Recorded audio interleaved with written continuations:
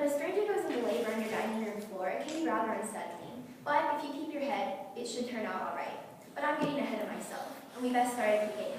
My name is Vivian, and as most of you know, my dad is in the U.S. Air Force, which means that for my whole childhood, I've grown up moving across from state to state. So sometimes I stay in places for as little as 10 months, and other times as long as 3 years. And this is move number 7 for me.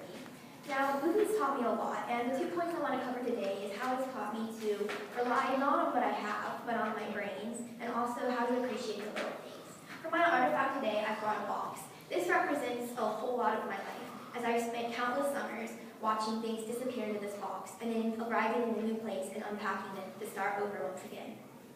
So the story I first told you happened in Alabama when I was in 6th grade.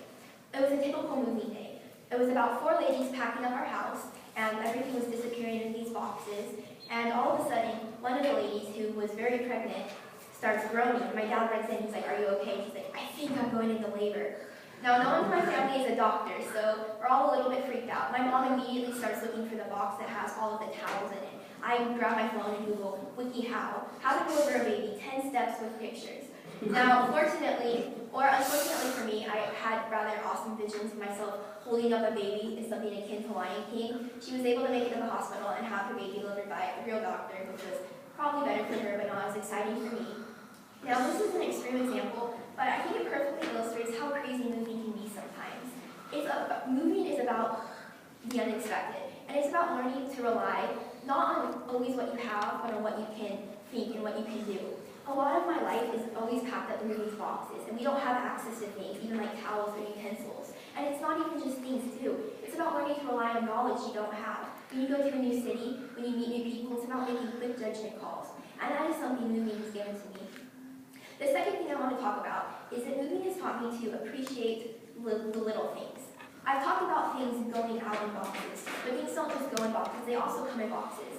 Sometimes that's a neighbor bringing a box of cookies, not because they have to, but just because they want to welcome you to the neighborhood.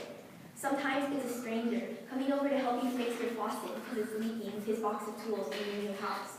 My life is made up of big changes, but it's enriched by the little ones. And that is something moving has taught me. So yes, this is my box. And I'm sure a lot of you are wondering or waiting for me to take something super exciting out of this box. But the truth is, I don't have anything in this box. Because it's not always about what's in the box. Sometimes it's just about knowing that it will be there, waiting for you. And I've had to learn to let that be enough. So whether it's getting ready to deliver a baby, or finding a welcoming box of cookies at your new house, or finding a new strange city, or finding even one kind person in that city, moving's about learning, pardon the pun, quite literally, to think about outside of the box. Because we don't always have the things we depend on, but we always have those around us who we can depend on. So that is why I've chosen the box, and that's what moving taught me. Thank you so much for your time.